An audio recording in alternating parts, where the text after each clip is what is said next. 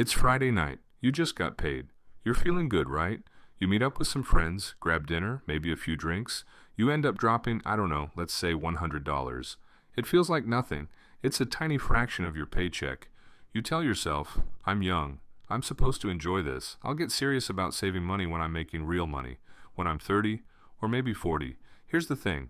That is the single most expensive lie you will ever tell yourself. Because that $100 you just spent, to your 20-year-old brain, it's just a dinner. But to the laws of mathematics, you didn't just spend $100. You just set fire to roughly $8,000 of your future retirement. Most people think wealth is about how much you earn. They are wrong. Wealth is almost entirely about when you start. HI. My name is Marco, and I spend way too much time thinking about the psychology of money and the mechanics of wealth. If you're someone who feels like you're constantly running on a hamster wheel, working hard but never seeing your net worth actually go up, make sure to hit the subscribe button and give this video a thumbs up if this helps you out. Today, I'm going to prove to you, mathematically, psychologically, and undeniably, why struggling to save a measly $500 right now in your 20s is actually more powerful than panic saving $5,000 in your 40s. Okay, let's cut the fluff. We need to talk about the time value of money. Now, I know. As soon as I say math, half of you want to click away. You're thinking, Marco, I'm bad with numbers. Or, Marco, I don't have extra money to do math with. Listen to me. You don't need to be a mathematician to be rich. You just need to be disciplined. Here's the reality that banks and credit card companies hope you never figure out. Let's introduce two characters. We'll call them Early Ernest and Late Larry. Ernest is 20 years old.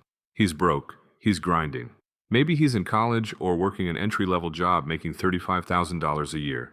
He decides, you know what? I'm going to scrape together $500 a month. That is painful for him. That's no new sneakers. That's cooking at home. That is pure discipline. Now look at Larry. Larry is 40. He's made it. He's a manager. He's making $120,000 a year. He looks back and says, wow, I have zero retirement savings. I need to catch up. So Larry decides to invest $5,000 a month. Think about that. Larry is investing 10 times more money every single month than Ernest is. Logic tells you Larry should crush Ernest, right? Let's run the numbers. We are going to assume the standard S&P 500 historical return. Adjusted for inflation, not adjusted, let's just use a raw 10% average annual return to keep the math clean. Ernest invests $500 a month for just 10 years, from age 20 to age 30. That's it. At age 30, he stops. He never puts another penny in. He just lets that money sit there and grow until he's 60. Then, the total invested by Ernest equals $60,000. Now, here comes Larry. Larry starts at age 40. He puts in $5,000 a month. He does this for 10 years until he is 50. Then, the total invested by Larry equals $600,000. Larry has put in $600,000 of his own hard-earned cash. Ernest only put in $60,000. Larry worked 10 times harder. Larry sacrificed 10 times more capital. So, who has more money at age 60? At age 60, Larry, the guy who put in $600,000, has roughly $1 million. Not bad. He's a millionaire. But Ernest, the broke kid who stopped saving at 30, at age 60, Ernest has $1 million. Ernest put in $60,000. Larry put in $600,000, and Ernest has $700,000 more than Larry. But how? This is what most people don't realize. This is the unbroke philosophy in action. You cannot out-earn a bad start. You cannot outwork bad timing. When you are in your 20s, your greatest asset isn't your energy, it isn't your degree, and it certainly isn't your salary.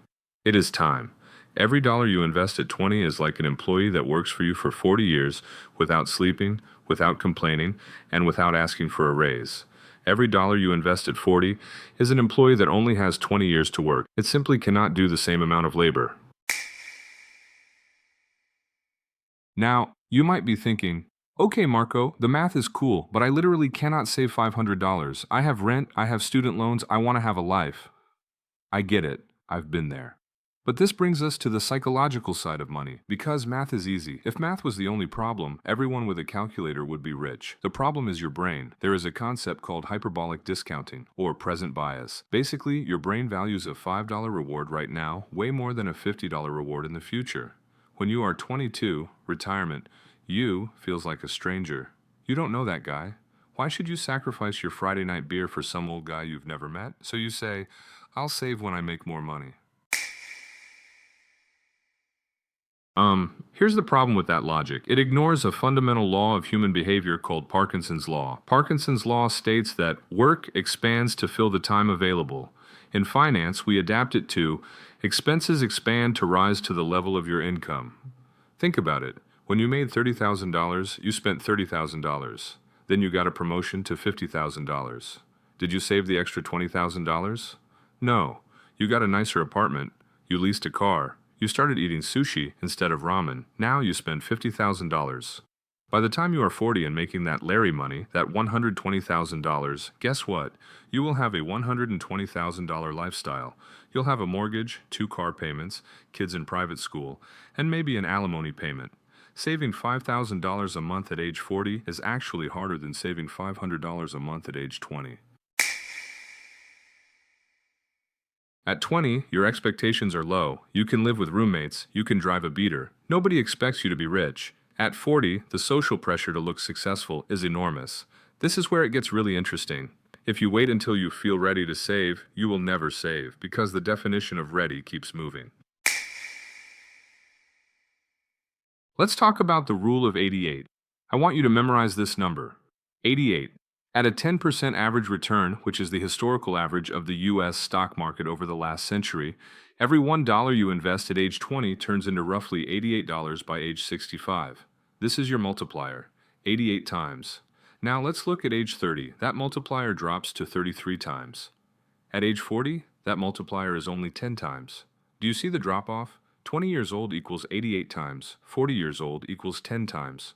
When you buy that $5 coffee at age 20, you aren't spending $5. You are removing $440 from your future net worth, $5 times 88. When you buy that same coffee at age 40, you're only removing $50. This is why I tell people your 20s are for planning, your 30s are for watering, your 40s are for harvesting. If you try to plant in harvest season, you're going to starve. Okay, Marco, you've scared me. I'm 23, or I'm 28, and I haven't started, or maybe I'm 40 and I feel like it's too late. What do I actually do? I'm glad you asked. We don't do fluff here. We do strategy. Here is the unbroke action plan to beat the math. Step 1. The pay yourself first tax. Most people treat saving like it's what you do with the leftovers. You pay rent, you pay Netflix, you buy food, you go out, and if there is anything left at the end of the month, you save it. Spoiler alert, there is never anything left. You need to flip the equation. Income minus savings equals expenses. You need to tax yourself. If you are in your 20s, aim for 20% of your income. If that's impossible, do 10%. If that's impossible, do 1%. Just start the habit. Set up an automatic transfer. The second your paycheck hits your account, $500 or whatever your number is, disappears into an investment account. You never see it. You never get to spend it. Step 2. Embrace strategic poverty. This is a term I love. It doesn't mean being poor. It means choosing to live below your means in certain areas so you can build wealth. Maybe you have a roommate for 2 extra years, even though you could afford to live alone. Maybe you keep driving that 2012 Honda Civic, even though you just got a raise. That gap, the difference between what you could spend and what you do spend, is your freedom. Step 3. Just buy the market. You don't need to be a stock-picking genius. You don't need to find the next Bitcoin or the next Tesla. Remember Earnest? He just needed a 10% return. How do you get that? Low-cost index funds, S&P 500 ETFs, things like VOO or SPY. Not financial advice, just common sense. You are betting on the economy growing over 40 years. Historically, that is a winning bet. I want to address the people watching this who are over 30 or over 40. You might be feeling heavy right now. You might be looking at the math and thinking, well, I missed the 88 times multiplier. I missed the 33 times multiplier. I'm screwed. Look at me. You are not screwed. But you have to wake up. If you are starting late, you don't have the luxury of time, so you must use the lever of intensity. You can't just save $500 anymore. You do have to be Larry. You have to cut expenses ruthlessly. You have to increase your income. You have to play catch up. Is it harder? Yes. Is it impossible? No. The best time to plant a tree was 20 years ago. The second best time is right now. Wealth is boring. Real wealth isn't Lamborghinis and watches on Instagram. Real wealth is Earnest putting $500 away quietly every month while his friends are at the club. Real wealth is looking at a menu and ordering what you want, not what is cheapest. Real wealth is knowing that if you lost your job tomorrow, you'd be fine for 5 years. That is the power of starting early. That is the power of the math. So here's my challenge to you. I want you to look at your bank account today, not tomorrow. Today, find $50, just $50, and put it into an investment account. Then do it again next month. Then make it $100.